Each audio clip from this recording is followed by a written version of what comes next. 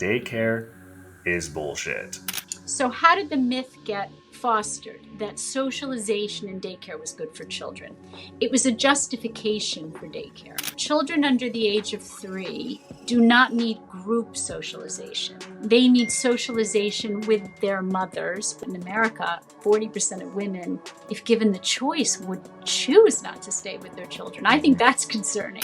If a mother says that they were fine and their mother did the same thing to them, it's like, well, there's some other sort of attachment issue that you have that might not be resolved, which is why you're fine with giving up your child to a stranger at 6 weeks old. That's right. It's generational transmission of attachment disorders. I find it so wild that a man would encourage his woman to go back out into the workforce and abandon the raising of his child.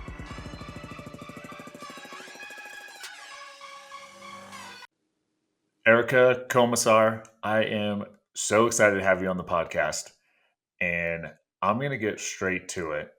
I reached out to you because I had posted a video on my Instagram talking about how you should be a stay-at-home mom if you can, and husbands, provide your wife with the opportunity, because women these days spend a third of the time with their children as women did in the 1950s. I had some people saying, oh, I can stay home, but I choose not to because of the benefits of the socialization for my 2-year-old. So naturally, I had a response video, and I started off by saying daycare is bullshit. It kind of skyrocketed, got all sorts of views and comments, and I put in there, like, I wanted to give people the benefit of the doubt that we don't know what we don't know. And I put some data in this video and how there's literally no benefit to socialization for children who are 1, 2, or 3. I was fortunate enough that I had my wife stay home with our children. She's still stay-home mom. We homeschool our kids. That's the route we've gone. It just felt natural to me as a husband to provide my wife with that opportunity, even though initially we were the brokest people on the block. But it is worth it in the long run. So I kind of want to get your take on the whole daycare thing, and I guess why as a society, we just think it's a necessary thing to do for our children, when I think it's a bad cycle that we're in that's going to keep going unless more people like yourself are talking about it. Well, I mean, daycare became a vehicle for more women to get out into the workforce. You could say it was a tool of the feminist movement. And, in a way, the message was, if you are going to work, you need childcare. But what ended up happening is the denial that children have irreducible needs in the first 3 years. And that by putting them in institutional care, you were doing harm to them, right? So, and what I will say is that there are better forms of childcare. So, not all women choose to stay at home with their children. So what we know is in America, 60% of women, if given the choice, will stay at home with their children. Most of those women don't have the choice financially because we're such an uncivilized country. We're the only country in the world other than Papua New Guinea who has no maternity leave policy. Family leave policy is not a maternity leave policy. It basically gives businesses the option of, you can take time off unpaid from your job for a few months. That's not a paid leave policy. Yeah. So, for the women in this country, so imagine that. In the UK, it's 66%. So we're really, it says something about our culture that in America, 40% of women, if given the choice, would choose not to stay with their children. I think that's concerning. But what's even more concerning for me is that the 60% who want to stay home with their children aren't given the opportunity. Right? So if you say the feminist movement was about choice, Why are we not giving the choice to women to stay home with their children, knowing that when we raise our own children, if we're healthy, I have to say that. I mean, if you're a drug addict and an abuser, then it's probably not healthy for you to be raising your own children. But if you're healthy enough, then it's better to be raising your own children. So how did the myth get fostered that that socialization in daycare was good for children? It was a justification for daycare. Children under the age of 3 do not need group socialization. They need socialization with their mothers or primary attachment figures who provide them with a sense of safety and security in the world and provide something called emotional security, attachment security. Yep. And the first year in most countries, babies are worn on their mothers' bodies. There's no socialization going on other than with their mothers. Mothers teach socialization, not other children. Mothers or primary attachment figures. Okay. In the next 2 years, 2 and 3, so the next 2 years are practicing years where children practice independence by exploring the world physically, toddling away, crawling away, scooching away, but then coming back to touch base with their security, which is like their touchstone, their mothers, and then going out and exploring again. And so it's a practicing period. But the idea that socialization in a group environment is good for children has been a justification for daycare, which has been a justification to get more women into the workforce earlier. It's not good for children. Children under the age of 3 do something called parallel play. They're not even interacting with one another until they're about 3. So, the idea that preschool doesn't start until 3, anything under 3 is not preschool. It is daycare. I completely agree. I actually mentioned the parallel play, mentioned like Yep. toggling. That's all they're doing. The parallel play, and I even brought up that it's convenient to us from a societal standpoint, and I get that it offends some mothers, but I often talk about how we need to be humble enough to reprogram ourselves. Just because our parents raised us a certain way, that doesn't mean that we just program our children the exact same way that our parents programmed us.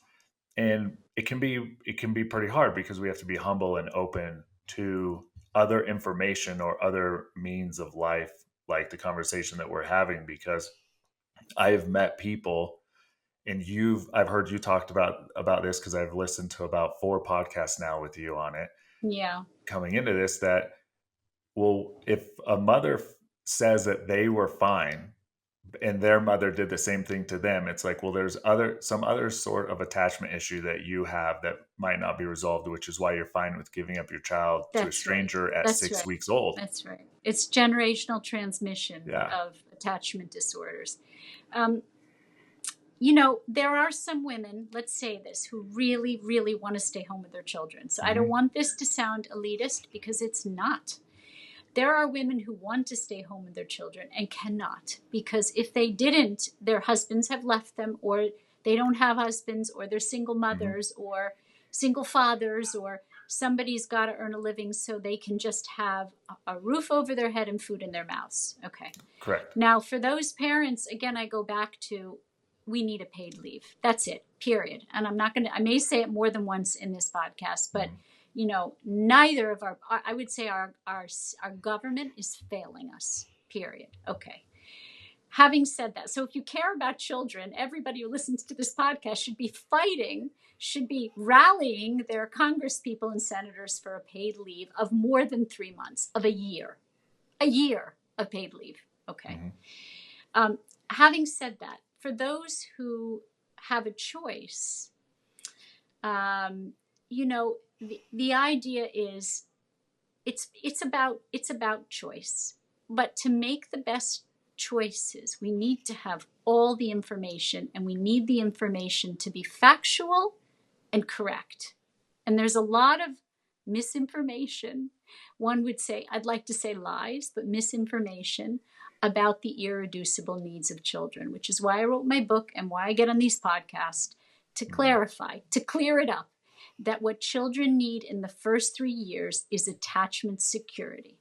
This research has been around since the 60s. This is not new research. Mm-hmm. The difference is that the neuroscience research that has been around since the 90s has enabled us to see the brain functioning and to see how it actually is proven out in brain neuroscience, in brain science, right? But this research has been around forever. People don't want to hear it. They want to hear what they want to hear. And what you are suggesting is when women feel guilty, they get aggressive. Yeah, I will. I'm going to make 2 points. One is Dr. Daniel Ammon has even talked about how they can do a scan on a child and see the trauma that they experienced at even 6 weeks old from them being left, not left, but their mother giving them to a daycare setting to go back to Yeah. work. At 6 weeks old, we can see trauma on the brain through scans. Well, all you Um, have to do, you don't even have to look at a brain scan. They have salivary cortisol levels. All you have to do is yeah. take a little spit from the baby, and it's full of stress hormones. Hmm. So a stress hormone is not something that you should see much of in a baby's spittle. It's not something you should see much of because babies who are next to their mother's bodies in other parts of the world, they're carried on their skin to skin for the first year. There's if anybody should question you can tell them that there are theories that babies shouldn't be born for another year, meaning 9 months is all we gestate for, but there are theories that we should gestate for another 9 months, meaning like kangaroos or koala bears who are, marsupials. I think koala bears are also marsupials.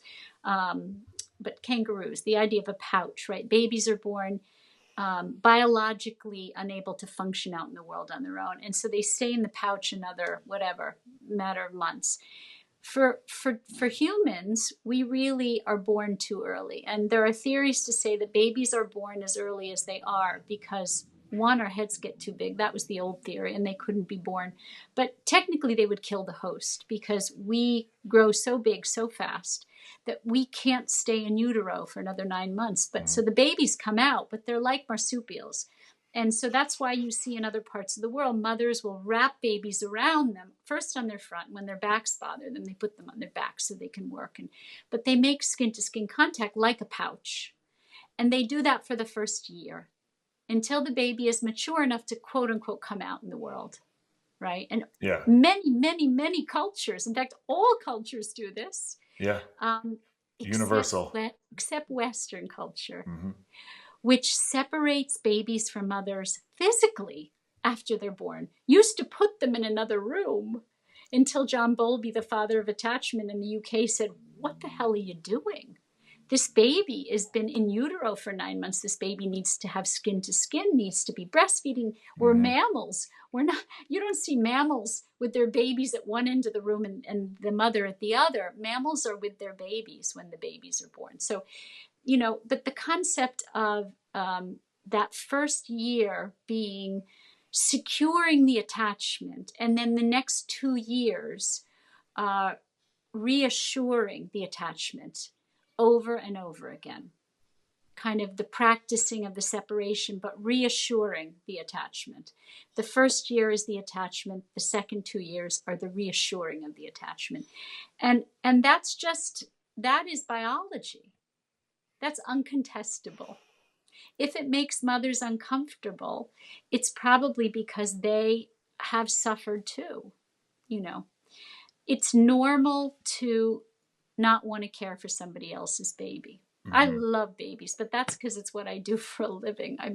But even that, I'll see somebody with their baby and I'll love it and want to watch and observe, but I don't want to take that baby and care for it. That's not my baby. Yeah. But my babies, biologically, instinctually, that's where the hormones, that's where oxytocin kicks in. That's where we feel an instinctual need to nurture. And if we don't, that's a sign of some kind of attachment disorder. Yeah, it was pretty crazy the amount of women who were attacking other women in my comment section saying, Yep. No one's going to hire you if you're willing to miss even 3 years worth of work. What's that going to do to your career? Don't go back to the 1940s. The 1940s want your energy back. And it's women on women, these comments. I know. And it's like, I know. and so it's one of the things that I've been wanting to talk to Mm-hmm. women a whole lot more about how, it is 2024. So we can acknowledge our biological roles. But in the 1940s, there wasn't a demand for women in the workplace to start. Two, we didn't have the internet where women can also project their passions and their interests and have an income. Um, I just feel that we have access to so much more resources to women who still want to figure out post children, what can I do to feel whole and how I've made an impact in my community, financially wise, whatever it is. It's not the 40s where there was just such a limitation on what they had access to. Now, the 40s is great because majority of people only needed a single income household, which is not the case today. But I want to kind of bring this back around to men and their leadership or lack thereof by providing an opportunity for the wife to have a choice. Because I believe that if a man is the head of the household and he is to be a provider and we'll say a masculine husband, he should be giving his wife that option, however it is. Maybe he skips out on buying a boat, you know, maybe they Mm-hmm. don't do the vacations. I kind of heard you Mm-hmm. talk similar things Mm-hmm. about this, but he Mm-hmm. should give her that option wholeheartedly to raise his children. It's his offspring with the best intent possible and the best upbringing. Because I like to use this phrase of why would you outsource the programming of your children? Because Mm-hmm. it's Mm-hmm. what we're doing. Mm-hmm. Mm-hmm.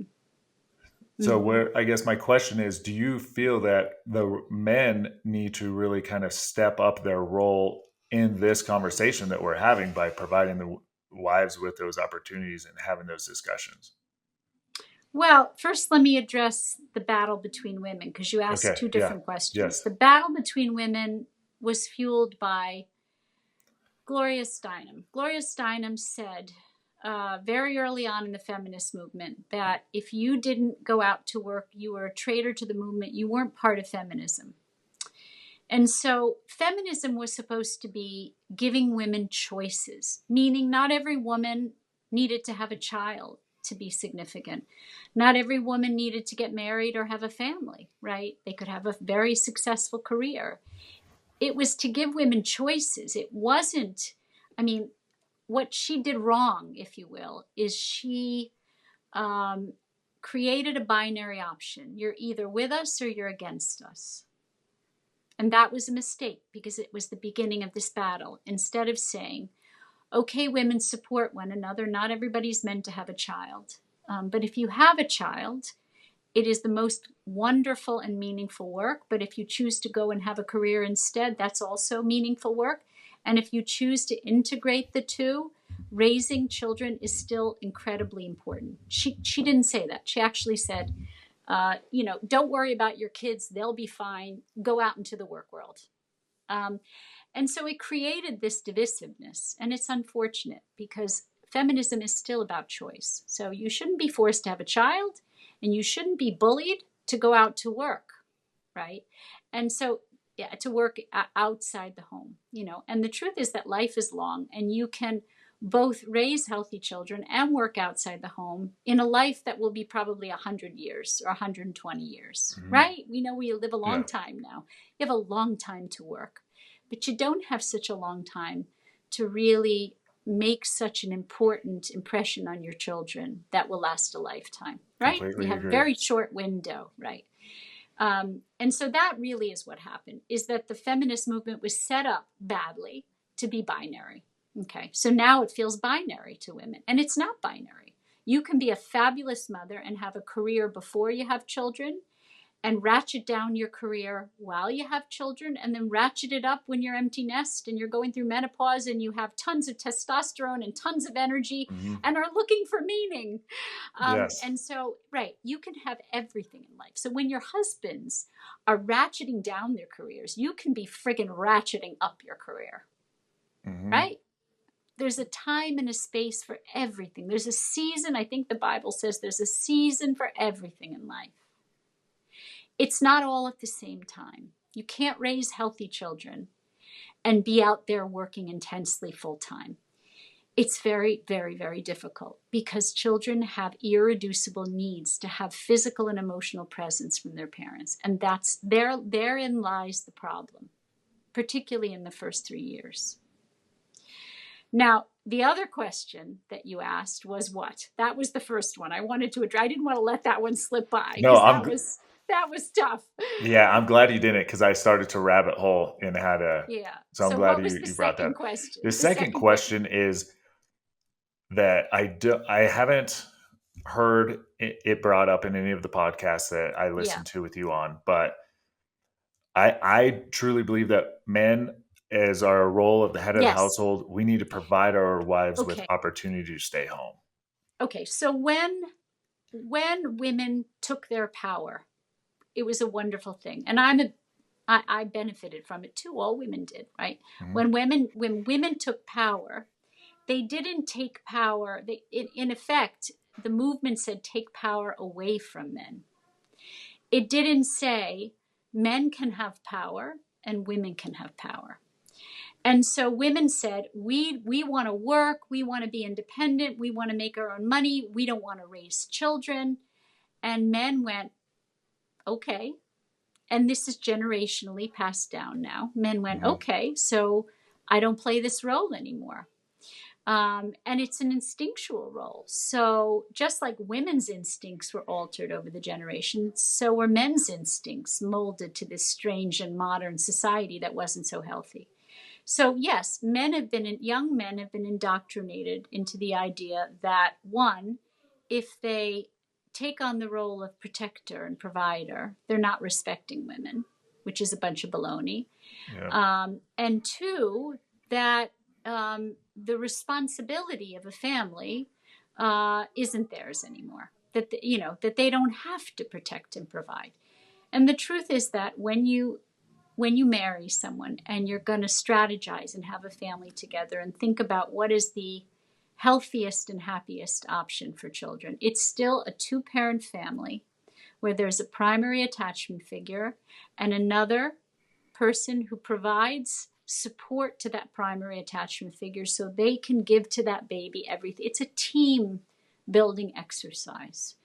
And that team involves two people of equal importance in the best case scenario, a mother and Yeah. a father. But today we know it can be a mother and a mother and a father and a father. But we know that the best case scenario is still a mother and a father in a team with one another, not competing for the same role. Children don't Correct. need two fathers. They don't need two mothers. They need a mother figure and a father figure. That means someone who's the primary nurturer when that baby is in distress and is physically and emotionally present as much as possible throughout the day. And then another who holds that person up, provides the resources from the outside world. We had a little nest in our umbrella here. I'm in Connecticut where we spend our summer, and we have a little nest in one of our umbrellas. And we were able to watch how these birds did it. The mother sat there on those eggs until they were hatched. And that father went back and forth and Yeah. back and forth, bringing worms to the mother all day long. I swear that father at the end was like exhausted, like passed out from so many worms. And that was the teamwork. And they Mhm. together were able to provide for those babies, instinctually bring those babies into the world. And that's what most mammals do. And so suddenly we have denied all of our instincts, and fathers are lost. They're lost because we've told them they're not valuable in this role. But I'm going to tell you, fathers all out there that are listening, you are valuable. You are valuable as the bird who goes out and gets the worms and brings it back to your babies and to the mother of those babies. And you are valuable. And we stopped telling fathers that that's a valuable role, just as we stopped telling mothers that mothering was a valuable role. Yes. That is the story of essentially me and my wife. She thought that she had to be independent, have her own income, and she was worried about her career if she was a stay-at-home mom. And it was some arm wrestling of trying to, I use the term, massage her into doing you could say her biological role, a traditional role, whatever phrase anybody wants to use. But the second that she gave birth to our first son, she didn't care about any of that anymore. Yeah. She wanted to stay home. And even though people would ask her when she was going to go back to work, she would lie and say, "Oh, I am soon. I'm just taking off this much time." But she was worried about what you could say the societal opinion was going to be when reality is she's like, "I never want to go back." Yeah. So here's the thing for men that are listening. The burden is just as much on you to listen to your wife's words, knowing that she's been influenced by generations of that feminist agenda, which says that you are not important in this world. You're not valued. I don't know if you've ever been to a cocktail party with your wife, but the people in this circle as you're talking will ask you, well, what do you do? Mm-hmm. And if you say, well, I'm a podcast host and I write, and they'll say, oh, that's so interesting. And they'll turn to your wife and they'll say, well, what do you do? She'll say, well, I'm a full-time stay-at-home mom and a homeschooler. They'll turn their backs on your wife. Oh, how boring. And so this is what society has done. So what I will say to all the fathers out there and all the mothers that are listening is this is about choice. This isn't about the Handmaid's Tale. We don't want to be the Handmaid's Tale. That would be a terrible world to live in. But this is about leaving space around you. So when you have a baby, you can transform, leaving transformative space. Now, you may not transform. You may decide, I'm not interested in nurturing. I'm going to get a full-time nanny who's going to stay with me for 18 years and is going to stay. And that's going to be the nurture, or my husband's going to be the nurture. I don't know what that space will provide, but a space that you don't rigidly promise or lock into something financially and emotionally and say, I promise I'm going to work forever as a woman and I'm going to make money and we can buy that second car and we can buy the bigger house and we can get the boat and we can book the vacation to Europe, whatever. But that you say, why don't we wait and see how we feel when the baby's born and leave the space to make a decision for one of us to stay home with that baby if we so desire. And if we don't, we can make that choice too. But what's happening is young people are locking each other in to promises that should not be made. Yeah, it's the renegotiation of the contract. Right. Yeah. Every contract should be renegotiated. But in this case, what I'm saying is that you leave the contract open with the possibility of there being a transformative moment in both of you, where fathers step up and go, I want to take care of my family. My vasopressin is kicked in and I want to take care of my family. Or the mother's oxytocin kicks in and she goes, I can't leave this vulnerable, neurologically fragile, emotionally fragile baby. I want to be there. And the husband looks at her and goes, of course, we won't, we've made room for this. We left space for this. Yeah. And men might find this a little harsh, but I find it so wild that a man would encourage his woman to go back out into the workforce and abandon the raising of his child for the benefit of, like you said, the car, the boat, the vacations, and ignore maybe like a primal instinct to literally provide for them in every aspect that he can, because the baby's in the most vulnerable. The baby's in survival mode right after wife gives birth. She too is in survival mode, and it's like, what are we doing to help them to the utmost? Well, the fathers have attachment disorders, so they're not seeing the vulnerability of the baby. So what we don't talk about is that attachment disorders, many of them come with empathic impairment. So like an avoidant attachment disorder comes with terrific empathic impairment, meaning those fathers don't see the vulnerability of the baby. They can't see it. So we know that more little boys are born in the world, but more little girls survive. And that's because Little boys are more neurologically fragile and emotionally fragile. They're more susceptible to their needs being met or not being met. And so when little boys' needs aren't met, many of them develop severe attachment disorders, which means that they can no longer see vulnerability in themselves or others. They can't feel. So to be able to relate to the vulnerability of a baby, you have to be able to feel it in yourself. Because Makes what you're sense. doing is you're relating to a baby on that vulnerable level. Empathy is putting yourself in another human being's shoes. But if a father can't look at a neurologically fragile baby and see his own vulnerability, then he can't feel for that baby. Mm-hmm. And that baby is just an object, like a Yeah. car or a vase. And so that's an attachment disorder. And little boys have probably a higher incidence of attachment disorders because they're more vulnerable. There's studies to say that little boys develop, autism is something that begins in utero, but autistic-like social disorders are related to many times to neglect. And little boys have higher incidence of autistic-like sort of characteristics today because of that stress and that neglect. So, and they develop more behavioral problems. They develop more ADHD.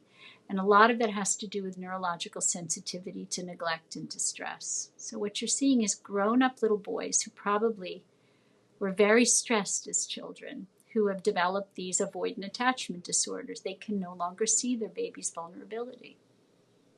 Yeah, that's sad. It's unfortunate because it is the reality. Mm-hmm. I kind of want to move on from babies to children.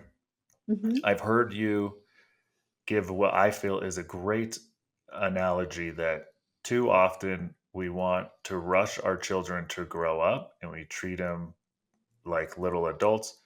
And then too often at the same time, our kind of pre-teens, we baby them too much. Yeah, And we reversed it. I completely agree with what you're saying. Mm-hmm. This is going to be a personal question for me on what I do with my boys. So I am in a men's Bible study group, and Mm-hmm. obviously I have a social media presence and a podcast, so I'm always willing to give them my opinion Mm-hmm. um, on it. And I I'm a I'm a believer in when a kid is being loud, rambunctious, that we should allow them to express who they are as a child, what, 2, 3, 4, 5, because that is their personality. I also believe that every single child between 2 and 3 is the most confident human being on earth. And it is that us parents are the ones who crush their confidence. And then we wonder why they're shy and have anxiety and are fearful to speak to others. And I think Mm-hmm. it is us parents. Now, so I always let my kids, like, you don't have to fall in line with anything, but there's, and my kids, they behave so well, but yet they can be the most wild kids. And they understand the difference of, like, okay, we're at a wedding, and they know to pretty much behave during the quiet parts because they'll look at my social cues and my wife's social cues. And then it goes to a social gathering, they're the wild ones. They're pulling the other kids to go have fun. But I also put on my kids at 3 years old, was teaching them to make their own breakfast. And it was Mm-hmm. messy, and it is Mm-hmm. messy. Mm-hmm. But I feel from American culture, we want them to grow up and how they behave in their personality, and we crush their confidence. But also as an American culture, we don't allow them to do anything, to teach them anything out of an inconvenience. So my Mm-hmm. kids, there's so many things that they can do on their own and throughout our house that I don't know anyone else who does. I don't know anyone else Mm-hmm. whose kids are making pancakes at 4 years old completely on their own because they didn't want to go through the hassle of just allowing them to do something or teaching them to do anything. And by no means do they make their own breakfast every day because I enjoy making them breakfast. Do you kind Mm-hmm. of see, I guess, where I'm going with the one? I think that we can teach them more than we give them credit for. And then the other one is we want to stifle their personalities. Well, and what you didn't say, which you have to add to that, is that becoming independent is a weaning process. It's not an abrupt process. It is a process of being nurtured fully in the first 3 years. So you have the wherewithal to then, be weaning into a process of independence. It's supposed to be incremental, not sudden, Yeah. incremental. And so that means that at 3 years old, your toddler stirs the pancake mix. Yep. You take it out of the counter. You don't let them get up on the ladder, and you don't let them cut with the scissors. Open you pour it in, and they do the things that kids can do. They stir, or they put in the sugar. You give them the cup, and they put in the sugar. It's incremental. Yeah. You sit by their side and you teach them how to clean up by side behavior. Yeah. You let them start to try to make their bed. And as you say, you don't care if it's a messy make. It can't be perfect and beautiful and house beautiful with a little kid, but it's incremental. But it has to be based on something. The platform on which it's built, the foundation on which that independence is built, has to be on dependence. And so what we're doing is we're projecting onto our children under 3 that they are completely irrelevant, insignificant, and self-sufficient. I don't know how those 3 things can live harmoniously together, but that they are self-sufficient under the age of 3, that they don't need us, that they can be with anybody and they're fine. And so we project upon them that they're much older in terms of their resilience to stress.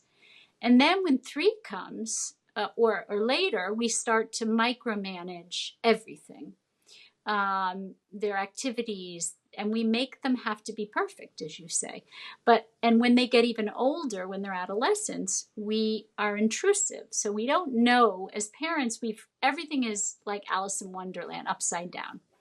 If we allow our children to be with us and dependent and learn from us by being with us in the first 3 years, then they slowly can be taught to be independent. And they practice, right? They practice being independent.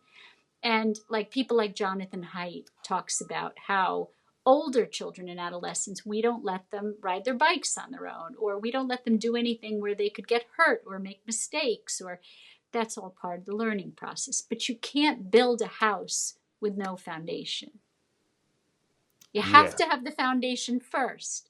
So the dependency and the nurturing and the physical and emotional presence and the sensitive empathic nurturing is the foundation that you then build the house that is increasingly independent. And in a way, I balk at the word independent, because it's not natural for human beings to be independent. I agree. It's more natural for us to be interdependent. If you read the Bible and you're Christian, I'm Jewish, but the Bible is mine too. Yep. And so I would say you would see that family structures were not, we're not like grizzly bears where, you're chased off and you live alone. No, we lived in extended family structures with siblings and siblings' spouses and cousins and grandchildren and grandparents, and right. We don't live like that anymore, right? We've totally defied what is socially correct, but we were never independent. We were always interdependent. Yes, I use the term "it takes a village," and I let people know we have that term for a reason. It wasn't just, no one just thought it would be trendy one day. There's a reason why we use the term "it takes a village," and we're communal people, tribal people by nature. Right. And so I agree. So here's one step further is so at 3 years old, each of my sons were gifted pocket knives, because my thought process was they're young enough to where they can't hurt themselves. They're not strong enough, versus if I suddenly gave them a pocket knife at, we'll say, 8. But in the very first time, my oldest son, he was 3, and he cut himself on his finger while he was in the stroller, and he was just staring at his finger. as this little speck of blood came down. And I'm watching him, and my wife is just enjoying the fresh air, as we're watching. And she looked at him and was like, huh, gasped a little bit. And I was like, he's not making a sound, just he's okay. And she's like, okay. And then he goes, look. And my wife looks, and he just asked what it was. And she told him, it was a blood, and wipes it off. It wasn't bloody enough to where it kept bleeding. But he was very careful after that. And again, kind of how you were saying, the side by side, I always made sure that we were side by side when he was 3, and we were teaching him how to cut the different food items. Like they would cut the bananas into like little circles. And he was able to, when I talk about him like cooking and stirring and doing the eggs, like at 3 years old, he would crack a lot of eggs. Good thing we had chickens, because a lot of them Yeah. weren't very good in the beginning.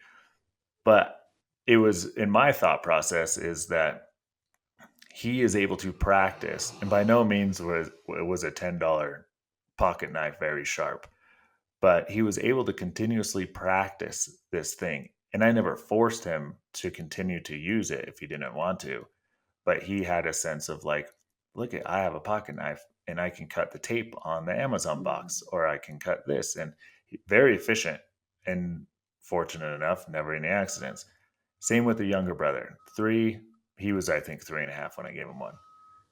But it was a similar process of guiding them through sooner than later, to just learn these things, because I think in third world countries, you have 3-year-olds who, in a sense, are pulling their own weight in the community or doing things, versus us. It goes again to my thing of, we want to crush their personality and have them fall in line and be adults, but their physical abilities, it's just like they're kind of dead weight coming along. It's like, my sons don't complain when they have to carry their own water bottle walking down to the beach, or have to, Right. because it's just normal to them.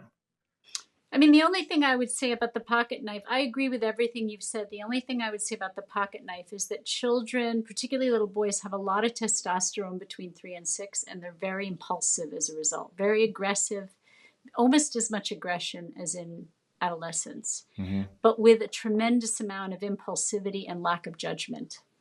And so my husband has a good friend who's an eye surgeon whose sibling had a scissors and basically poked this friend's eye out, Mm. lost his eye.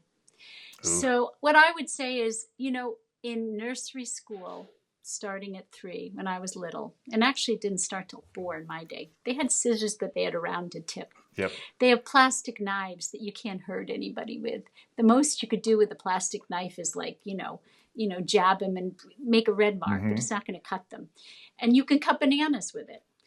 So give them a plastic, knife like that Yeah. you would take to a picnic that has no sharp edge, or give them a scissors when they're 4 that has a round edge and supervise them. I would say a Mm-hmm. pocket knife would scare me because of the testosterone, the impulsivity, the lack of judgment. Remember, their right brain isn't fully developed, but your well-meaning and interesting ideas about allowing your children to experiment and explore. I mean, I think it's interesting. There's so much anxiety in parents about their children experimenting and exploring.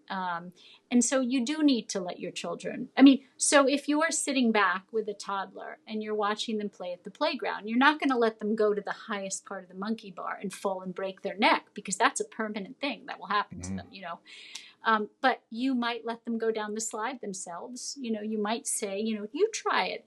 And they might get a little hurt. It might, they'll learn from that. So the idea we say in my field, the intensity and degree. So, you don't want to do something that will have permanent implications for Yeah. them. But at the same time, it's also okay to let them. And I do think it's important to include them in household tasks, not just because it's responsibility that makes you feel good, but it's confidence building. So between the ages of 5 and 9, Freud used to call that period the latency period, but we know it's not latent at all.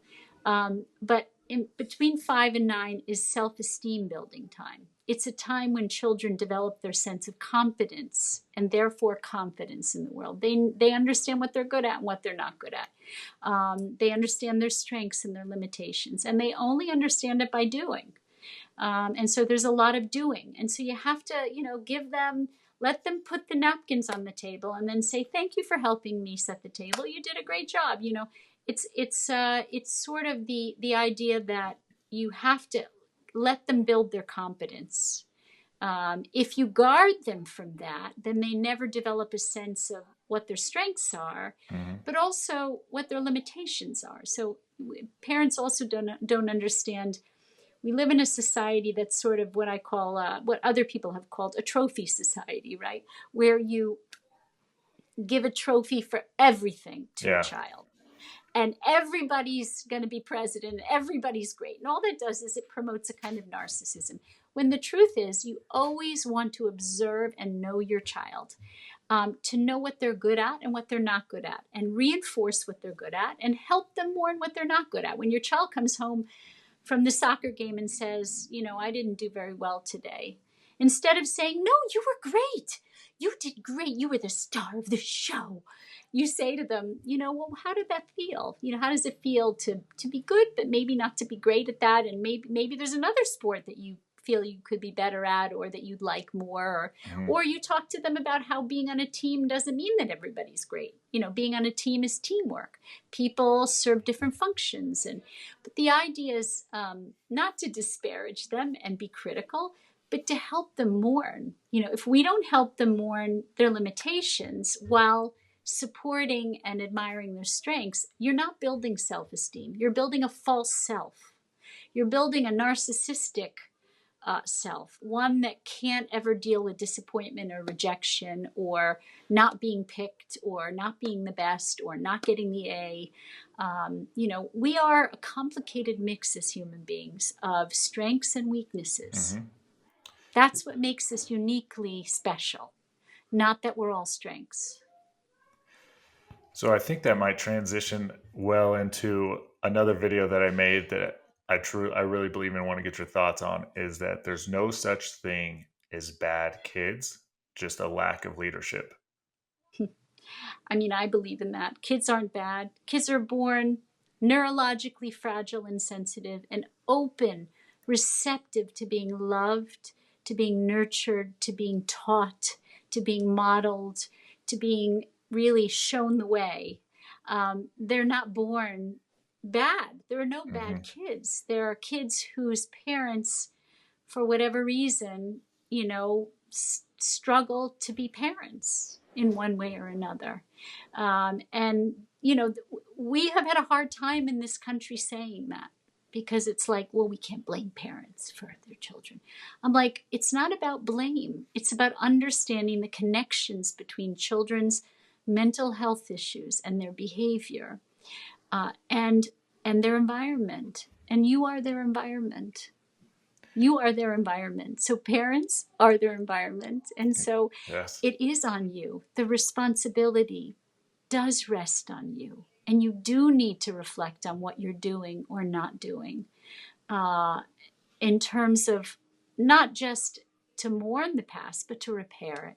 So maybe you did put them in daycare. And maybe your son now is having behavioral problems, or maybe he's struggling with ADHD because he was so stressed out when he was an infant that his amygdala, the stress regulating part of his brain, is in a hypervigilant mode all the time. And the on switch is on, but the off switch isn't working. And he's in flight mode all the time, distractible, can't sit down, is agitated, and is anxious. That's a result of putting a child in daycare, or of having a child at home but not meeting their emotional needs. So if you know that happened, it's never too late to repair it, but you can't repair it if you first can't take responsibilities. The parents often say to me, what's the first step? The first step is take responsibility. Yes. Take responsibility. Be thoughtful. Use your imagination to understand what may have happened to your child that got them to this point in terms of psychosocial stressors, interpersonal relationships, the relationship with you. Maybe there was a divorce. Maybe there was an illness in the family. Maybe the mother suffered from postpartum depression. Maybe the mother had to go back to work. Maybe the child was put in daycare.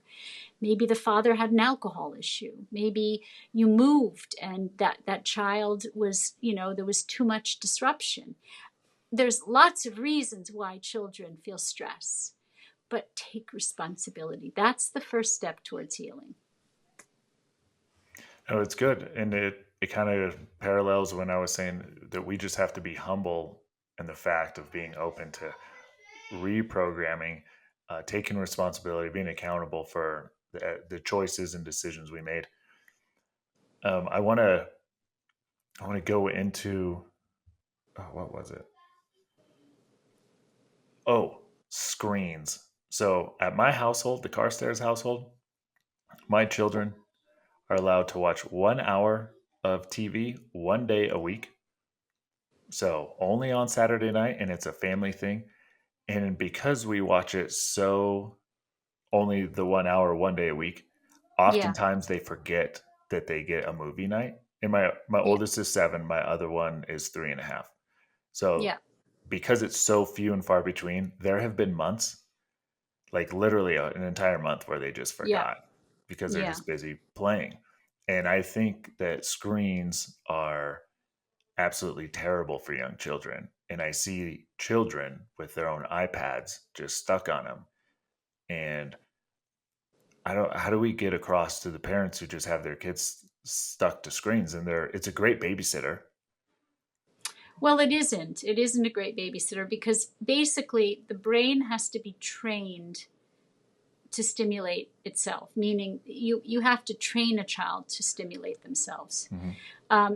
In the beginning, you train them by stimulating them. You interact with them, and then you model how to stimulate, and they learn to stimulate themselves through play. The problem with the iPad and the TV is that it's passive, and so it doesn't force a child to learn to stimulate themselves. They're stimulated passively by this screen.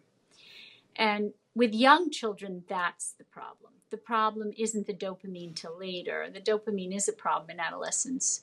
But with younger children, it's that it doesn't train the brain to really learn how to play, to stimulate oneself, to entertain oneself. The Hmm. ability to entertain oneself is a very important ability, right, in every human being. And what's happening is the kids don't learn that because they're given screens, and then the brain becomes dependent on passive stimulation, not active stimulation.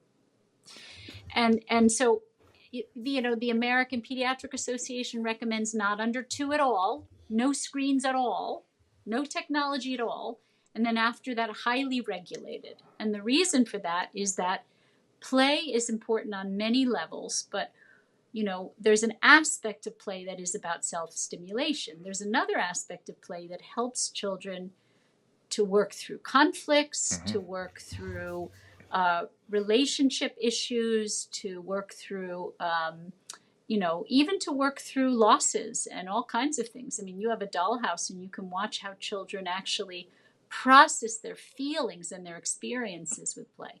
So play is very important for children, and screens end up replacing, in a passive way, end up replacing stimulating play. So it's very bad for children. I'm glad you agree with me. I figured you would. Mm.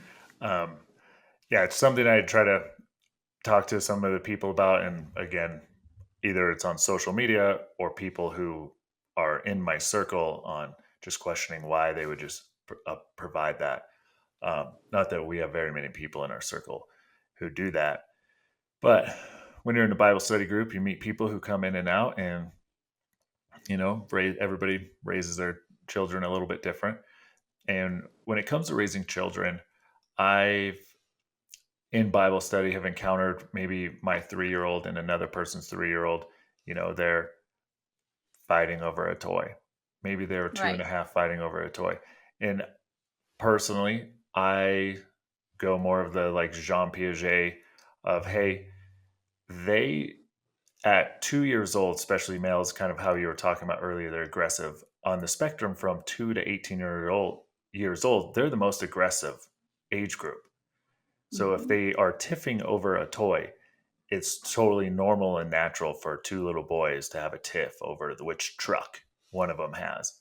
And I will, mothers in the Bible study will say, well, I don't want my son to grow up to be a bully. And it's like, but in my opinion, again, just it's there's zero indication that your 2 year old or 2.5 year old who's being aggressive over a toy is going to grow up to be a bully because of his interaction with my son one day a week.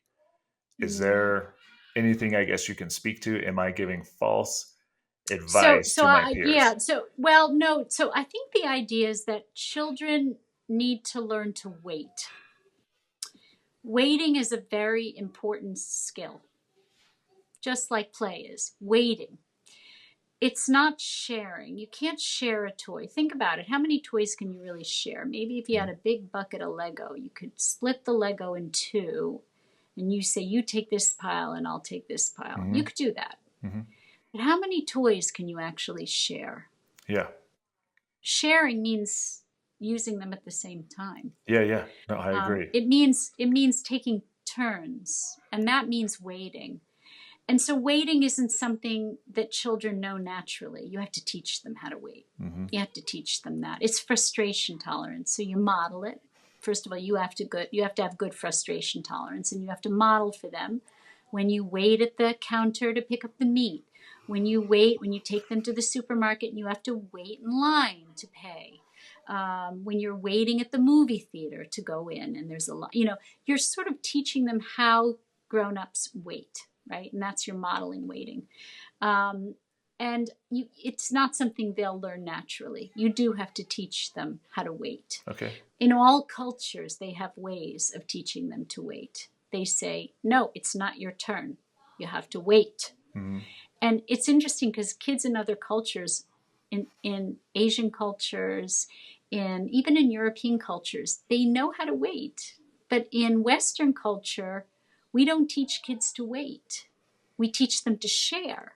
Yeah. And it's the wrong verbiage, but it's also the wrong concept. I like that. It's waiting. And you do have to teach it to them. It's not something they'll learn naturally.